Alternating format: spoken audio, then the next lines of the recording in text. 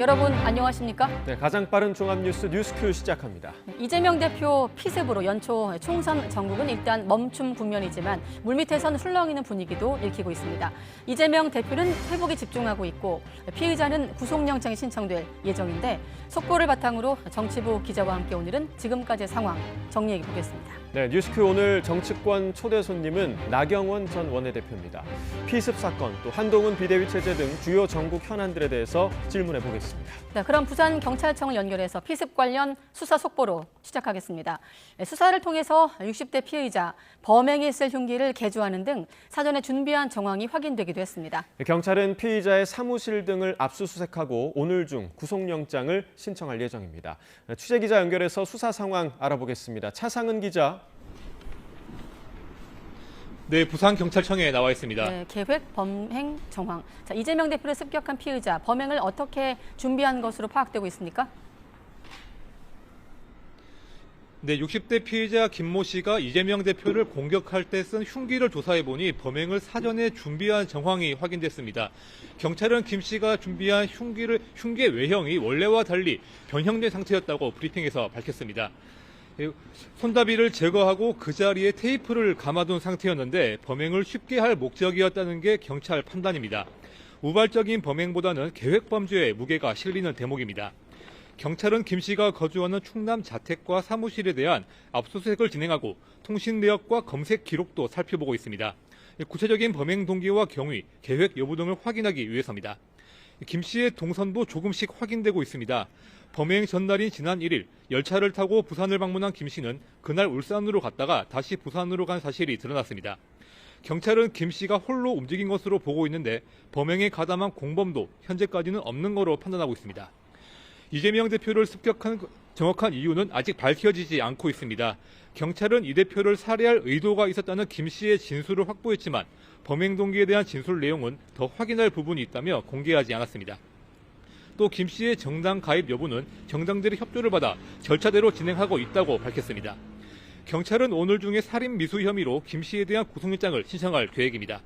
김 씨는 어제 오전 10시 반쯤 부산 가덕도에서 신공항 부지를 둘러본 뒤 기자들과 문답하며 이동하던 이 대표에게 흉기를 휘둘러 살해하려 한 혐의를 받습니다.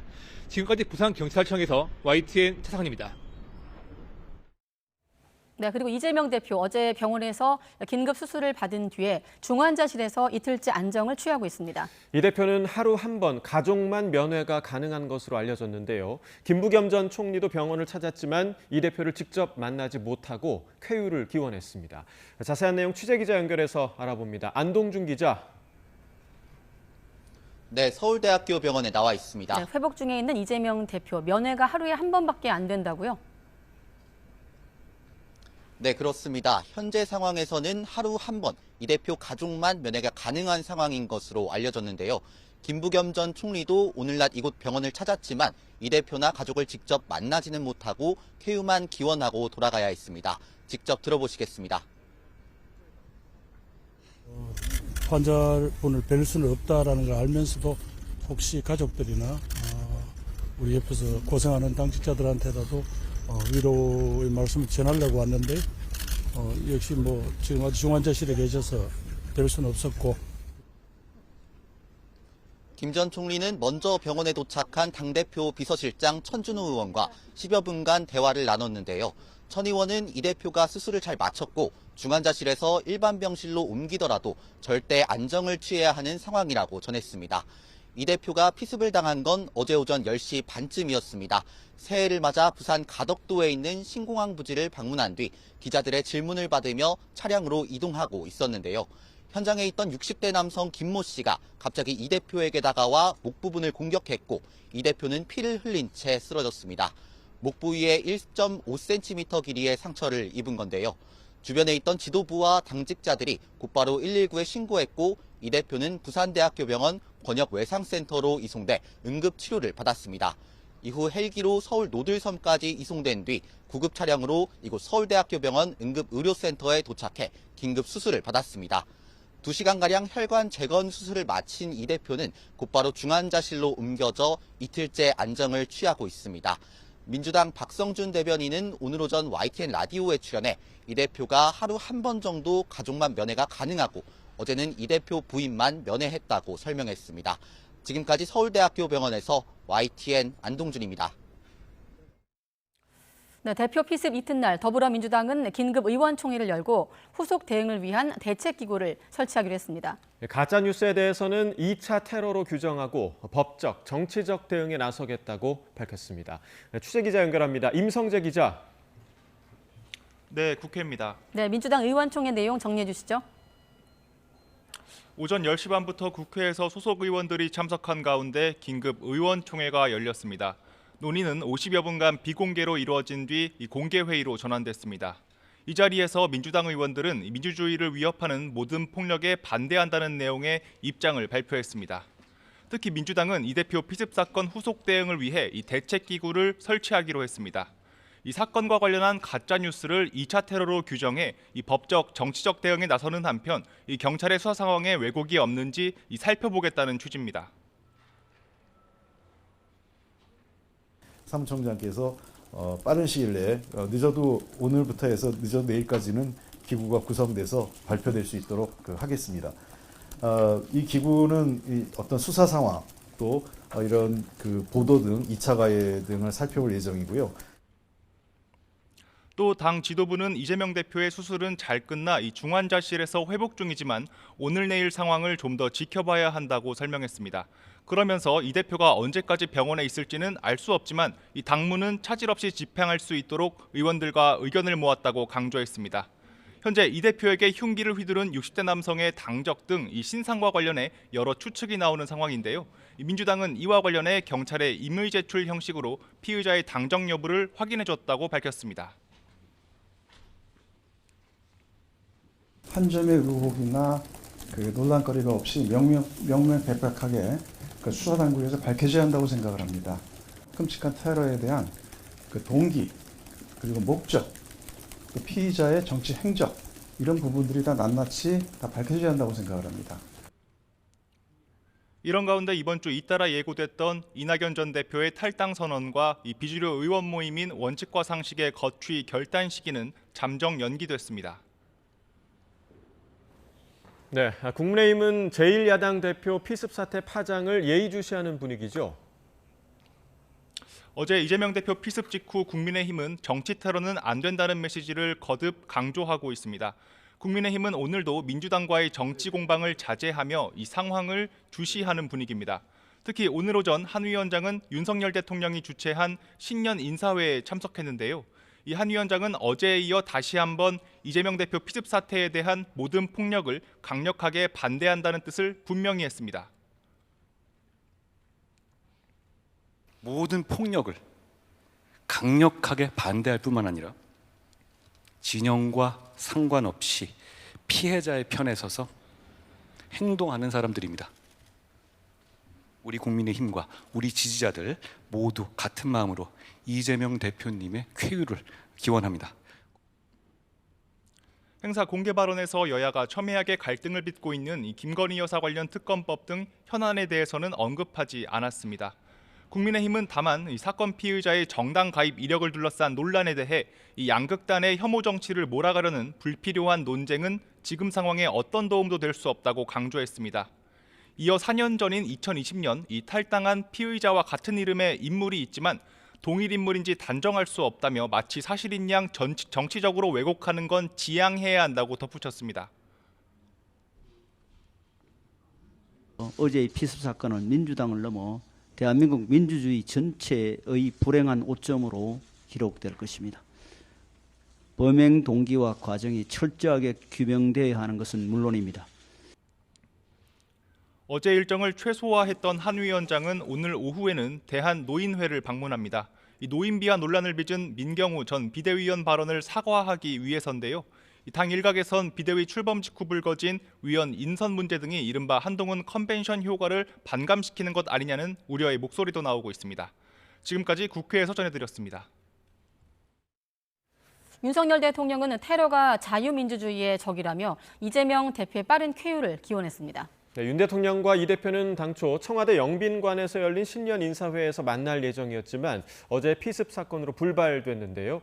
관련한 윤 대통령의 발언을 직접 들어보겠습니다. 테러라고 하는 것은 그 어떤 것이든 간에 피해자에 대한 가해 행위, 범죄 행위를 넘어서서 인간의 자유를 억압하고 자유사회를 지향하는 우리 모두의 적이라고 할 수 있습니다. 자유민주주의의 적입니다.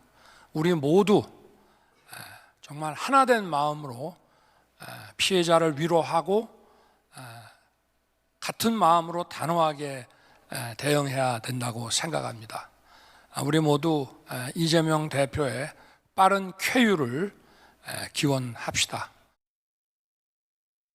네, 그리고 이재명 대표의 재판, 이 법원의 휴정기가 끝나는 다음 주부터 줄줄이 예정돼 있었습니다. 네, 하지만 예상치 못한 흉기 피습으로 당장 눈앞의 재판 진행은 물론이고 총선 전 선고에도 영향이 불가피해 보입니다. 김철희 기자가 보도합니다.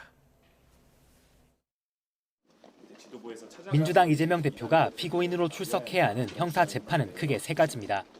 검사 사칭 관련 재판에서 유리한 증언을 청탁했다는 위증교사 재판과 대장동과 백현동, 성남FC 의혹 등 뇌물 배임 혐의 재판에 더해 고 김문기 처장을 모른다고 허위 인터뷰를 한 혐의로 공직선거법 재판까지 소화하고 있습니다.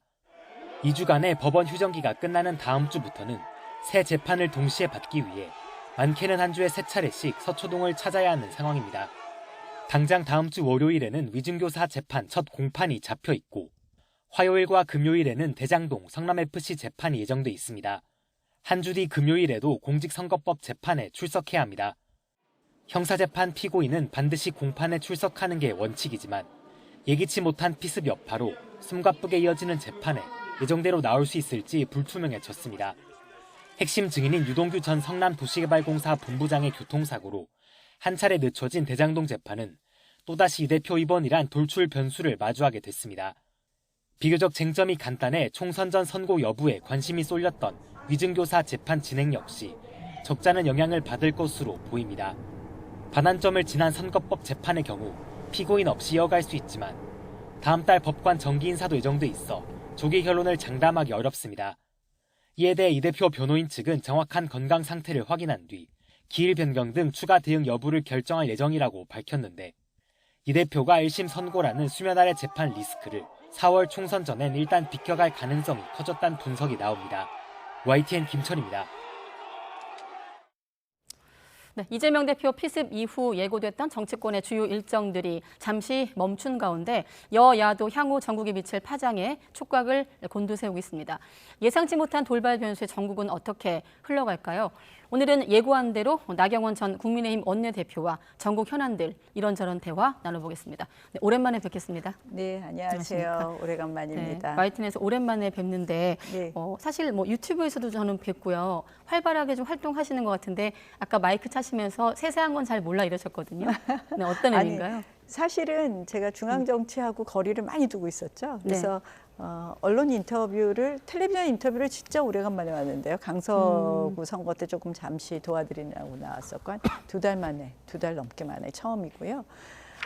유튜브 활동은 그냥 우리 젊은 친구들과의 소통을 위해서 시작을 해봤었던 겁니다. 그래서 요새는 그냥 지역구에 콕 박혀 있어요. 왜냐하면 저한테는 굉장히 지금의 시간이 소중한 시간이다. 어떤 면에서 소중하냐면 더 많이 국민들께 가까이 가서 정말 낮은 자세로 민심을 더 많이 듣고 또 보고 그리고 만나는 것이 필요하다고 생각해서 지역구에 콕 박혀 있었습니다. 그래서 지역구에서 정말 다양한 활동을 했더니 당무감사 1등도 했습니다. 네, 나봉이 활동이라고 하면서 봉사활동도 하고 청년정치학교도 하고 정책토론회도 많이 하고 해서 저는 저한테 지난 1년은 저 스스로 정치적 속근육이 강해진 것이다. 이렇게 생각을 하고 있습니다. 속근육이 강해진 것이다. 네. 네, 신년 메시지를 봤는데 페북이었나요? 네. 거기에 간절하고 미안함을 성취와 뿌듯함으로 바꾸겠다고 하셨는데 간절함은 무엇이었고 미안함은 무엇이었습니까?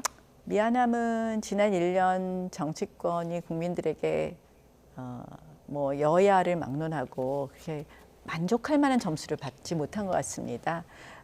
그래서 사실은 그런 면에서 미안하다. 또 저도 사실 부족한 점이 많아서 그 부분에 대해서 어떤 제가 국민들이 기대와 희망을 가질 수 있는 그런 역할을 하지 못한 것에 미안함이고요. 간절함은 이제 다시 정치인으로서 또 활동을 하는 것에 대한 간절함, 또 국민들께서 이제 정말 새해에는 좀 더 좋아졌으면 하는 그런 간절함들이 많으시더라고요. 그래서 네. 그 간절함을 같이 하고 싶다 이런 뜻이었습니다. 알겠습니다. 네. 사실 뉴스큐에 모시기로 약속했을 당시에는 이제 이재명 대표 피습 사건이 없었기 때문에 질문지에 빠져 있었습니다만 현안 중에 아무래도 가장 우선되는 정치 뉴스이기 때문에 바로 여쭤보겠습니다. 사선 중견 정치인이시기 때문에 사실 야당 대표의 이번 피습 사건 좀 남다르게 보셨을 것 같아요. 저는 정말 용납할 수 없는 일이다. 용납할 수 없는 폭력이라고 생각을 합니다. 이 부분에 대해서는 지금 여러 가지 이야기가 나오는데요. 사실 오늘 한동훈 위원장이 말씀을 잘 하셨더라고요. 네. 우리 모두 그 피해자라고 생각을 해야 된다. 그 책임은 정치권인 저희에게 일차적으로 있다고 생각을 합니다. 여나 야나 늘 극단적 지지자들한테 호소하고 소구하는 데 너무 집중하지 않았냐, 이러한 것이 이런 폐해를 만들었다고 생각을 하고요. 저는 사실 지역에서 이렇게 다니다 보면요, 저도 당할 때가 있습니다. 그러니까 어떻게 보면 지금은 너무 정치가 양극화되고 극단화되다 보니까 이렇게 그냥 저는 뭐 민주당 지지자예요 이렇게 말씀해 주시는 분들도 계시지만 네. 정말 혐오와 이런 표정을 볼 때 어쩔 땐 저도 섬뜩할 때가 있거든요. 그래서 이거 우리 정치권이 더 반성해야 되겠지만 사실은 이제 그러한 것을 넘어서는 2024년이 될 수 있도록 노력해보자. 또 우리 국민들도 같이 그렇게 생각해 보시면 어떨까 이런 이번 생각을 일을 해봤습니다. 계기로 좀 넘어설까요? 아니면 사실 좀 극단적인 정치가 더 노골화될까요? 어떻게 보십니까? 지금 이제 한국 정치의 폐해가 바로 정치의 양극화. 그러니까 한마디로 그 진실이 두 개잖아요. 이 진영과 비진영의 진실은 두 개입니다. 지금 네. A 진영과 B 진영의 진실은. 그렇기 때문에 대한민국이 더 힘들고 더 갈등을 부추기는데요. 사실 이것에 호소하는 게 또 정치권 아닙니까? 없는 사실도 있는 사실로 만들기도 하고. 그래서 정치권의 자성이 먼저이다. 근데 총선을 앞두고 참 걱정된다. 이렇게 말씀드릴 수 있겠습니다. 네, 이 피습 사건이 없었을 시점에선 쌍특검 국면이었거든요. 연초에 여야 대치가 좀 가파른 국면이었는데 그런 시점에선 어떻게 좀 전망하셨습니까? 그러니까 쌍특검도 일종의 이 정치 극단화하고 양극화, 갈등을 부추기는 거라고 볼 수 있죠.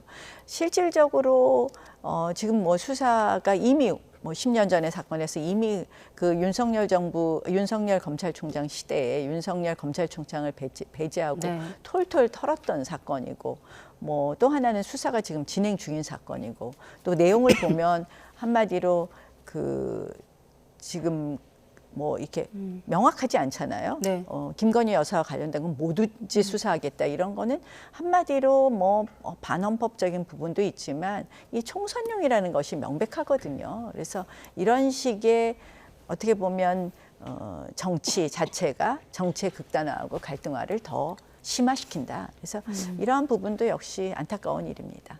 아까 강서구청장 보궐선거 이후 이제 좀 계셨다는 말씀하셨는데 그 이후 국민의힘 내부 상황은 좀 어떻게 보고 계세요? 국민의힘 내부 상황은 뭐 국민들께서 보시다시피 정말 굉장히 혼란스러웠고 이제 비대위원장이 들어오면서 정리가 좀 된다 이렇게 생각을 합니다. 네. 한마디로 이제 김기현 대표 체제를 계속하느냐에 대한 여러 가지 논의가 있었고, 또 하나는 이제 그 이준석 대표의 신당 창당 문제가 있는데요. 저는 사실 너무 안타깝습니다. 사실 이제 이준석 대표의 경우에도 아마 섭섭함이 굉장히 많으시겠죠. 저도 뭐 섭섭함이 있지만, 근데 그걸 사실 이제 신당이라는 걸 창당하겠다고 하는데 명분이 좀 약하지 않았나 이런 생각을 해요. 당에서는 사실 이준석 대표를 노원을 계속 공천을 해주려고 하는 게 당의 입장이었거든요. 그러니까 당이 공천을 배제하지 않는다고 하니까 그냥 튀어나가 버리시더라고요. 한마디로 사실 노원이라는 곳 어려운 곳이죠. 근데 저는 사실 동작을도 어렵습니다. 그래서 어려운 곳에 가서 뭐 자신에게 큰 역할이 주어질 땐 그 역할을 열심히 해야 되지만 또 나에게 주어진 역할이 동작을의 당협위원장이구나 해서 제가 열심히 지역을 갈고 닦는 것처럼 그렇게 해주셨으면 어땠을까 그런 생각을 해봅니다. 신당 창당 시점은 좀 아쉽다. 서운한 건 이해하지만 시점과 네. 또 명분도 좀 약하지 않느냐 네. 그런 생각이 들었습니다. 조금 전에 나 전 그러니까 의원께서 노원을 줄 것 같으니까 나가셨나? 우리 다 그런 생각을 네, 했습니다. 아까 조금 전에 저도 좀 서운하다고 하셨는데 지난해 국면은 여러 굴곡에서 당과 좀 마찰도 있었고 최근까지도 그 안철수 의원 얘기할 때 이준석 전 대표 얘기할 때 나경원 전 원내대표도 꼭 같이 이름이 거론되지 않습니까? 이른바 배척된 대상들. 여전히 그렇게 이름이 오르내리는 것에 대한 생각은 어떠세요? 그러니까 이제 뭐 그런 섭섭함이 없다 그러면 사람이 아니겠죠. 당연히 섭섭하죠. 그런데 그것을 어떻게 극복할 것이냐. 과연 내가 정말 뭐 우리 당과 이렇게 뭐 척을 지면서 하는 것이 맞겠느냐. 저는 이럴 때는 저한테 기다림의 시간이라고 생각했습니다. 그래서 기다림의 시간이라고 생각하고 제가 해야 될 일을 묵묵히 했고요. 저는 그 묵묵히가 다른 것이 아니라 여의도 안에 갇혀 있을 때 내가 놓쳤던 또 여의도 안에 갇혀 있을 때 내가 딛지 못했던 그 바닥을 더 튼튼하게 딛고 더 많이 듣고 보고 만나려고 했던 그래서 제가 정치 속근육이 저한테로는 강해졌다. 왜냐하면 뭐 작은 지역이 바로 대한민국이거든요. 네. 여기서 많은 이야기를 들은 것을 실현을 한다면 좀 더 국민들을 위한 정치를 할 수 있지 않을까 이런 생각이 그 기다림의 들었습니다. 시간은 끝났습니까? 뭐 이제는 총선 국면이니까요. 그 기다림의 시간과 함께 해서 이제 총선을 준비해야 되는 시간으로 되었죠. 아까 마침 화면에 김기현 대표가 나왔는데 전 네. 대표가 나오셨는데 그날 저희 YTN 나오셨거든요. 네. 근데 그날이 아마 제 기억이 맞다면 2월 7일이었고 김나 연대가 성사되던 그런 극적인 순간이었는데 그 순간이 한 3분여였는데 두 분이 안 웃으셔가지고 저도 질문도 드렸고 기자들도 궁금해했는데 그때 얘기를 좀 잠깐 여쭤봐도 될까요? 뭐 화면이 옛날 얘기 나와서. 자꾸 하지 마세요. 그때 그 표정이 좀 경직됐던 이유 정도는 좀 알려주시죠. 아니요, 그냥 그때 뭐 사실은 네. 어느 게 맞느냐 굉장히 고민이 많았던 시간이었고 네. 그 고민이 정리는 됐지만 머릿속으로는 정리는 됐지만 마음속으로는 정리 안 된 것이 표정으로 그렇게 나타나지 않았을까 이런 생각합니다. 네, 마침 화면이 나와서 또 그때 네. 김 대표를 모셨어서 한번 여쭤봤고 자, 한동훈 비대위 우려도 있고 기대도 있거든요. 어떻게 좀 평가하십니까? 뭐 일단은 한동훈 효과가 있다 이렇게 많은 분들이 평가합니다. 그리고 또 실질적으로 지금 나와서 뭐 말씀하시는 거나 이런 걸 보면 좀 새로운 희망을 갖기도 합니다. 그런데 이제 워낙 이제 뭐 좋아하는 분들이 많으니까 우리 비대위원장으로 오셔서 그 좋아하는 분들의 많은 생각을 좀 더 발전적으로 이끌어가면 좋은 거라고 생각을 하는데 이제 가장 중요한 여러 가지 몇 가지 우리 당이 국민들로부터 신뢰를 다시 얻는 데 필요한 것들이 있죠. 그러한 것 중에 하나는 네. 뭐 이제 당정 관계에도 무심하지 못할 것 같습니다. 네. 이런 부분 워낙 한동훈 장관이 한동훈 위원장이 대통령과의 돈독한 신뢰를 유지하니까 그러한 것을 이용해서 본인이 좀 잘 하신다면 저는 충분히 내년 그러니까 올해군요. 올해 총선까지 잘 우리 당을 수습할 수 있지 않을까 이렇게 생각합니다. 네, 대체로는 한동훈 위원장이 윤 대통령과 차별화에 좀 성공하지 못할 거란 좀 해석들이 많던데 성공할 거라고 보시는 거군요. 저는 뭐 돈독한 신뢰관계를 정치적 자산으로 써야 된다. 저는 이렇게 늘 생각합니다. 차별화는 좀 다르지만 그 뭐 자산으로 봐야 차별화 된다. 여부를 떠나서 네. 우리가 또 당정 관계가 맨날 긴장 관계만 있어서는 안 됩니다. 적극적으로 협조해야 될 거는 협조해야 되거든요. 그래서 우리가 아닌 건 아니고 맞는 건 맞는 것이고 하는 부분에 대해서 우리 스마트한 한동훈 위원장께서 잘 헤쳐나가리라 이렇게 기대하고 그렇게 해야 된다라고 생각합니다. 공천 국면은 어떻게 예상하십니까? 공천 국면. 지금 공천 공관위원장 얘기도 나오고 있고요. 네. 공천 가장 어렵죠. 지금 공천 가장 어려운데 결국은 뭐 절차가 좀 투명해야 될 거고 과정이 또 민심에게 부합해야 될 거라고 생각을 하는데요. 공관위원장도 중요할 것이지만 결국 공천이라는 건 한 편의 드라마이기 때문에 그 드라마를 어떻게 잘 만드느냐라고 생각을 합니다. 조금은 경험 있는 정치인도 같이 공관위에 들어가야 되지 않을까 이런 생각도 해봅니다. 조금은 정치 경험이 있는? 왜냐하면 이제 사실은 민심을 아는 것 또 이런 부분에 있어서는 그래도 정치를 해본 분들이 좀 나을 것 같다고 생각을 합니다. 아마 적절히 배분하지 않을까요? 결국 정치 경험이 있는 분, 또 정치권에 있지 않았던 분 이렇게 잘 적절히 배합해서 환상의 공관위를 만들어야 된다. 왜냐하면 이제 한편의 드라마라는 게 이 순서만 바뀌어도 국민들의 마음에서 멀어지거든요. 예, 그래서 그런 걸 잘 해주기를 바랍니다. 네, 공천 과정이 특히나 주목받는 건 한동훈 비대위원장에 놓인 과제 때문이겠죠. 이를테면 뭐 PK, TK 물갈이 예상이 되는 시점 그런 분석들도 있는데 그렇게 되면 또 그걸 무마하는 또 과정이 하나의 큰 시험대가 될 테고요. 그래서 또 대통령과의 차별화를 강조하는 시각이 있는데 그런 시점에서 질문 드린다면 어떻게 좀 헤쳐나갈까요? 그 공천 과정에서의 대통령과의 차별화는 제가 말씀드리긴 좀 그럴 것 같아요. 이제 그 다른 부분 말씀을 드린 거고요. 공천 과정에서는 결국 지나친 개입 뭐 이러한 부분에 있어서의 문제들을 이야기하겠죠. 근데 대통령께서도 뭐 선거를 망치려고 이상한 사람 보내지는 않으실 거라고 생각을 하고요. 결국 공관위의 독립성을 어떻게 유지해 주느냐 그런 부분이 큰데요. 네. 공관위가 근데 잘 하는 것이 또 중요한 것이겠죠. 그래서 사실 우리가 늘 공관위원장을 모셔갖고 외부에서 모셨는데 결국은 그것이 꼭 성공한 공천으로 돼 있지는 않았거든요. 네. 또 물갈이만 해도 그렇습니다. 저는 무조건적인 물갈이도 맞지 않다. 사실 우리나라처럼 이렇게 초선 비율이 높은 국가가 없습니다. 네. 결국 정치도 프로페셔널리즘이라고 있다고 생각을 하는데 그런 면에서 뭐 그동안 게을리하고 성과가 없었던 분들에 대해서 물갈이를 해야 되겠지만 뭐 무조건적으로 뭐 다선이라서 나가야 되고 초선도 TK라서 무조건 바꿔야 되고 이거는 맞지 않다 이렇게 생각합니다. 김건희 여사 리스크는 어떻게 보세요? 지금 특검법과 맞물려서 사실 이 문제도 공천 과정에서 뭐 현역 의원이 이탈할 것으로 보이고 또 이준석 신당은 또 그걸 또 기대하는 분위기도 있고요. 그거는 이제 도이치모터스 특검 말씀하시는 건데 그 특검 자체가 실질적으로 헌법에 위배되고 왜냐하면 명확성 원칙에 반하기 때문에요. 헌법에 위배되고 그 특검이 총선용이라는 걸 알고 있는데 그것이 리스크로 작용할 것이냐. 그 특검법 자체가 리스크로는 작용하지 않을 거라고 생각을 합니다. 네. 그렇군요. 혹시 그 이탈 그 인원이 좀 많을 거라고 예상하십니까? 저는 당내에서? 큰 대의로 보면 공천에서 탈락한다고 해서 거기서 이탈하겠다? 그렇게는 안 보입니다. 그렇군요.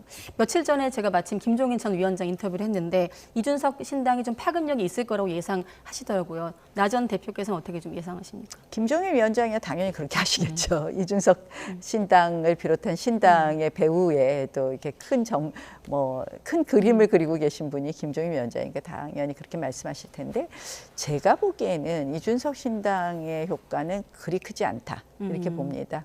실질적으로 뭐 초기에 조금 뭐 지지율이 나오는 듯 했지만 이제 양당에 대한 어떻게 보면 실망감 이런 게 좀 반영되었지만 결국은 다시 수렴할 거라고 생각을 하고요. 양당이 어떻게 쇄신하고 헌신과 희생의 키워드로 쇄신하고 개혁하느냐가 중요하긴 하겠지만 저는 이준석 신당의 효과는 그리 크지 않다. 이미 뭐 한동훈 비대위원장의 출발로 네. 이미 이준석 신당의 효과는 상당히 상쇄되었다 이렇게 봅니다. 상당히 소멸되었다. 그렇군요. 지금 이재명 대표 이슈 때문에 이낙연 전 대표 신당 흐름도 좀 주춤하지만 두 사람이 좀 뭐 시너지를 낼 수도 있을까요? 뭐 두 사람이 연대한다 뭐 이런 이야기도 있던데요. 무엇을 같이 하느냐고 연대를 하는지 저는 굉장히 궁금하더라고요. 사실 이제 이게 선거 때만 되면 자꾸 신당들 만들기도 하는데 정당이라는 것은 추구하는 가치가 같아야지 하는 거 아닙니까? 근데 이거는 전부 다 국회의원 자리 한두 개, 뭐 자신들의 개인적 이익을 위한 이익 붕당 아닌가 이런 느낌입니다. 네. 아무래도 이재명 대표 좀 상황을 여야 할 것 없이 좀 지켜봐야 되겠습니다만 어떻습니까? 그 이재명 대표 피습 이후 좀 총선 국면에 좀 큰 흐름을 바꿀 만한 변곡점이 될까요? 좀 조심스러운 질문입니다만. 글쎄 제가 그런 말씀을 드리기는 뭐 지금 참 안타까운 상황인데 저도 너무 놀라고 사실 이재명 대표의 쾌유를 정말 진심으로 빕니다. 근데 우리가 이걸 선거 공학적으로 분석하기는 제가 오늘 답변하고 싶지 않네요. 네, 알겠습니다. 그러면 그 이슈를 빼고 남은 선거까지 한 90여일 남았는데 이번 총선에서 좀 주요 변수가 된다면 뭐 이를테면 한동훈 비대위, 뭐 이준석 신당 여러 변수가 있지 않습니까? 나 전 대표가 꼽는 어떤 건 뭘까요? 역시 국민의힘이 국민들한테 어떻게 다시 보여지느냐이기 때문에 한동훈 비대위가 가장 중요한 키워드의 하나일 것이고요. 또 하나 키워드는 역시 윤 대통령의 국정 지지도라고 생각을 합니다. 우리 뭐 한동훈 비대위가 좀 잘한다고 해도 결국 대통령의 국정 지지도와 여당의 지지도는 상당히 수렴하고 있기 때문에요. 대통령의 국정 지지도가 높아져야 된다고 생각을 하고요.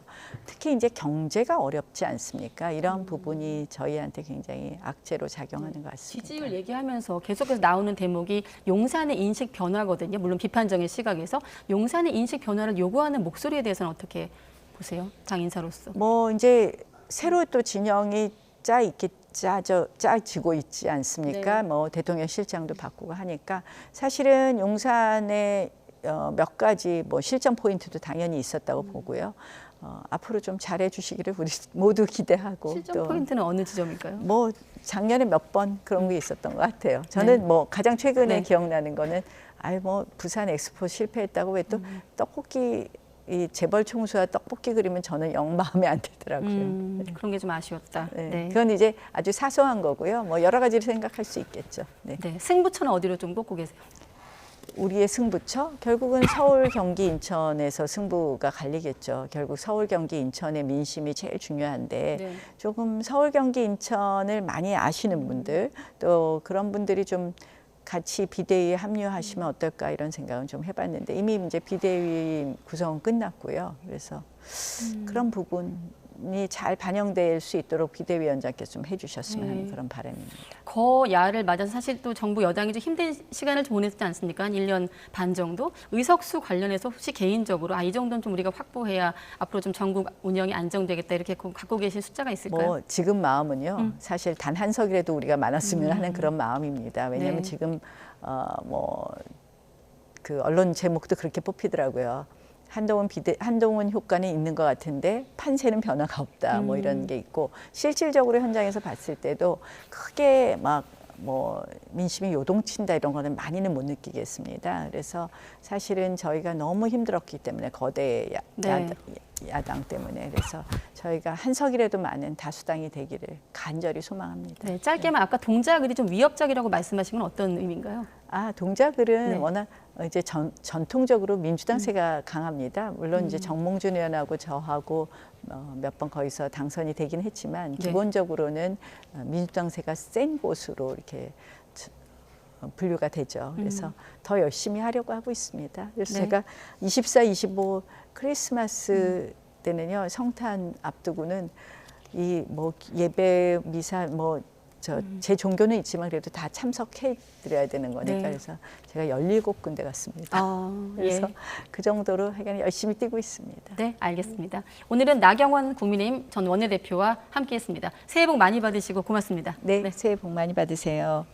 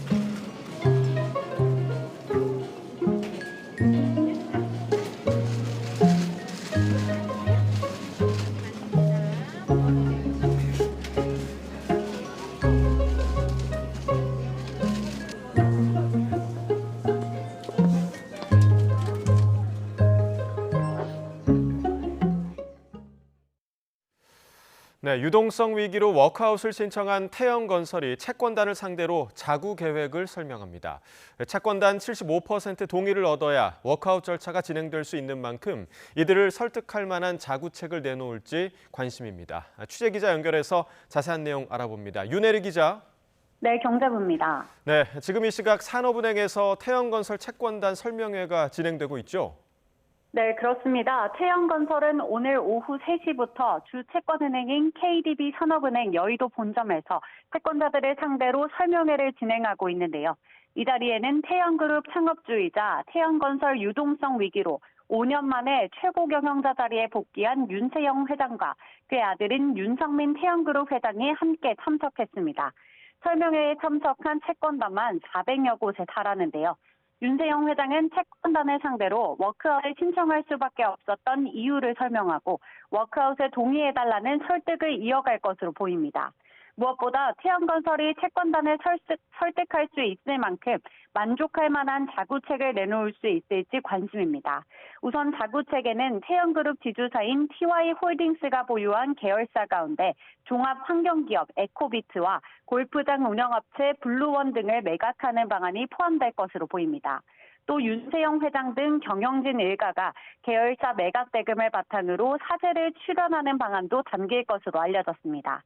TY홀딩스는 태영건설 외에도 SBS와 태영인더스트리, 에코비트, 블루원 등 크게 5가지 계열사를 보유하고 있는데요. 물류사업인 태영인더스트리는 지난달 2,400억 원에 이미 매각을 진행했습니다. 오늘 발표하는 자구책에는 SBS 지분을 매각하는 방안이 포함될지도 관심입니다.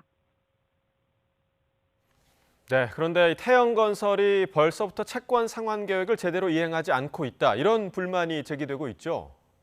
네, 그렇습니다. TY홀딩스는 지난달 태영건설이 워크아웃을 신청한 당시 태영인더스트리 매각 자금 2,400억 원을 건설사 유동성 지원에 사용하겠다고 밝혔는데요. 정작 태영건설은 지난달 29일 만기가 도래한 상거래 채권 1,485억 원 가운데 외상 매출 채권을 담보로 협력업체가 대출을 받은 451억 원을 은행에 상환하지 않았습니다. 또 TY홀딩스로부터 계열사 매각 자금으로 1,133억 원을 지원받아 자금 유동성 확보에 사용하겠다고 공시하고도 이 가운데 400억 원만 채권 상환에 사용한 것으로 드러났습니다. 이를 두고 자구 노력이 부족한 것 아니냐는 비판이 나오자 태영건설은 공시를 통해 향후 733억 원은 필요 상황에 따라 추가로 차입할 예정이라고 설명했습니다. 워크아웃 개시를 위해선 채권단 75%의 동의가 필요한데요. 태영건설이 만족할 만한 자구책을 내놓지 않을 경우 워크아웃 개시 자체가 불발될 수도 있는 상황입니다. 워크아웃 개시 여부는 오는 10일에 열리는 채권단 회의에서 최종 결정됩니다. 지금까지 경제부에서 전해드렸습니다. 네, 일본 이시가와현 노토 지역에서 강진으로 인한 사망자가 64명까지 증가하고 부상자도 370명에 달하는 것으로 나타나고 있습니다. 대피 주민도 6만 명에 가까운 가운데 난방 등 피난민 지원도 현재 난항을 겪고 있는 것으로 알려지고 있습니다. 일본 현지 바로 연결합니다. 김세호 특파원. 네, 도쿄입니다. 네, 인명피해가 계속 증가하고 있습니다. 피해 상황부터 전해주시죠. 네, 일본 이시카와현 노토반도의 강진으로 인한 사망자가 계속 늘고 있습니다. 지금도 계속 노토 지방의 여진이 이어지고 있고 10시 54분쯤 또다시 규모 5.5의 지진 경보가 발령되기도 했습니다. 이 때문에 구조 활동 도중에 위험한 순간이 포착되기도 했는데요. 당시 모습 잠시 보겠습니다.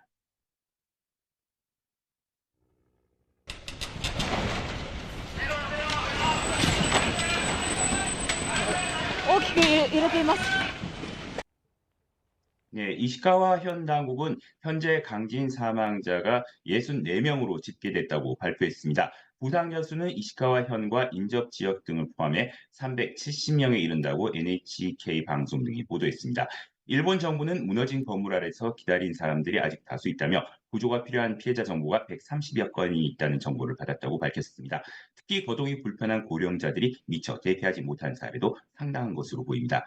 지진으로 도로가 파괴되고 산세투로 인한 지진 피해 지역을 잇는 국도 등이 끊기면서 구조와 지원에도 어려움을 겪고 있습니다. 이와 관련해 60여 명이 오고 가도 못한 채 고립되어 있는 것으로 확인되고 있습니다.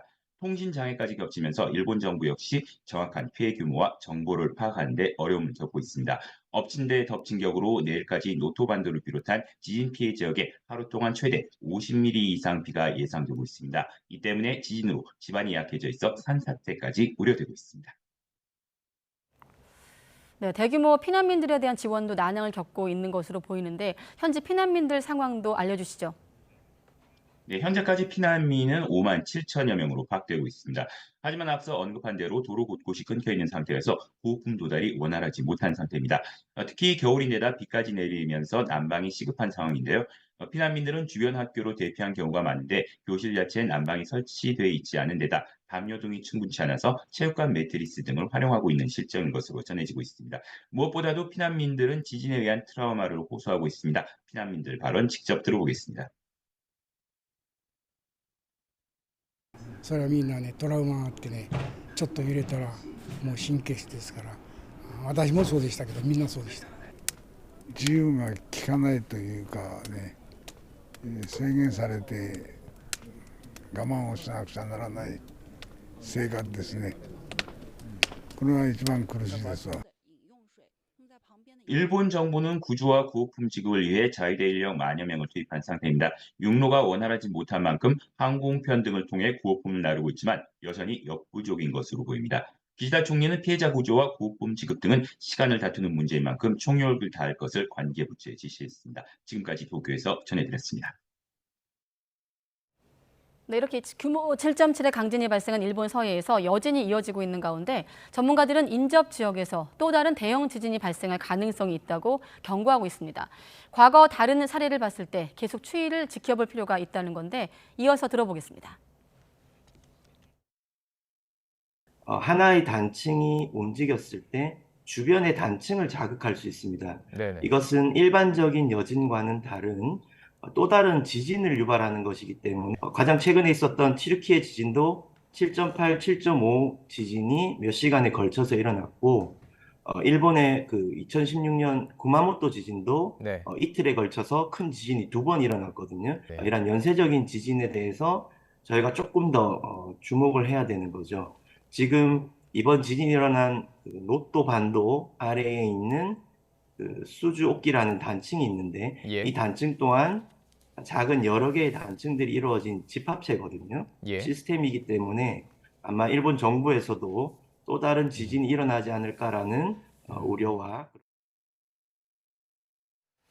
네, 첫 자녀 출산에는 집값이 가장 큰 영향을 주고 또 둘째부터는 사교육비 영향이 높아진다는 국책연구원의 연구 결과가 나왔습니다. 국토연구원은 첫째 출산을 결정하는 요인으로 집값이 차지하는 비율이 30%로 가장 높았고 뒤이어 전년도 출산율이 28%, 또 사교육비가 5.5%였다고 밝혔습니다. 둘째 출산의 경우 주택가격 요인은 28.7%로 다소 낮아지고 사교육비는 9%로 늘었습니다.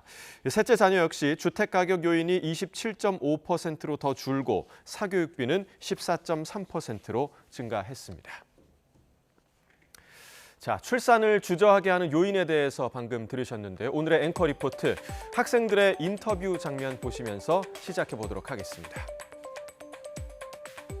지금 한 64? 그러니까 되게 중간에 엄청 방학 때 그 시즌에 되게 전학을 갔던 친구들이 되게 많아서 제가 다닌 모교가 없어진다는 생각에 좀 많이 슬펐고요.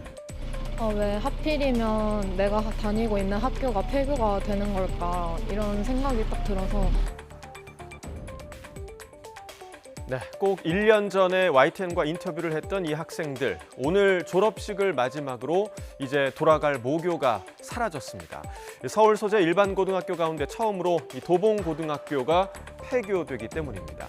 여러 가지 이유가 있겠지만 심각한 저출생의 여파도 도봉고 폐교에 영향을 미쳤습니다.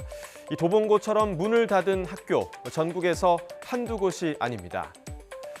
자, 보시면 지난해 전국에서 폐교한 초중고등학교의 수는 18곳이었는데요. 올해는 무려 33곳이 문을 닫을 예정입니다. 2배 가까이 되는 수치죠. 이 저출생 문제는 올해 초등학교에 입학하는 아이들 수에도 뚜렷이 나타나고 있습니다. 올해 서울시 초등학교에 입학하는 학생 수가 총 59,492명, 처음으로 6만 명 아래로 떨어진 것으로 나타났는데요. 불과 2년 전까지만 해도 7만 명대였던 것을 보면 감소세가 급격한 것을 확인할 수가 있습니다. 자, 자, 학교의 규모도 점점 작아지고 있습니다. 소규모 학교, 그러니까 전교생의 수가 240명 이하인 학교가 점점 늘어나고 있는데 올해 서울 소재 초등학교의 12%가 이 소규모 학교로 분류되고 있고요. 2027년이 되면 이 수치가 14%까지 올라갈 것으로 보입니다. 우리 아이들이 살아갈 미래가 걱정되는 지금 이 저출생 문제는 정부의 모든 부처는 당연하고 모든 국민이 함께 해결해야 할 우리 시대 가장 큰 과제인데요. 지난해 말 관련 토론회에서 나온 얘기가 말뿐이 아닌 실행이 되었으면 좋겠습니다. 저희가 훨씬 더 이 저출산 문제 위기 극복을 위한 노력을 기한다면 출산율을 다시 올릴 수 있는 원년으로 삼아야 되지 않을까라는 생각이 듭니다. 2024학년도 대학 입학 정시 모집 원서 접수가 오늘 시작이 됐습니다. 4년제 일반 대학은 오는 6일까지 가나다 군별로 한 개씩 최대 3차례 지원할 수 있고 전문대학은 지원 횟수 제한 없이 15일까지 진행이 됩니다. 전문가들은 올해 자연계 수험생들의 인문계 교차 지원이 예상되고 있는 만큼 원서 접수 당일 경쟁률과 수시 모집에서 이월된 충원 비율을 꼼꼼하게 따질 필요가 있다고 조언하고 있습니다. 그런가 하면 올해 교육대학교 수시 모집에서 미충원 인원이 크게 증가했습니다. 학생 수 감소로 임용이 어려워진 데다가 교권 추락 논란으로 인기가 떨어졌다는 분석입니다. 이어서 신지원 기자입니다. 올해 대학 입시에서 전국 교대 10곳의 수시 미충원 인원은 지난해 492명에서 올해 738명으로 늘었습니다.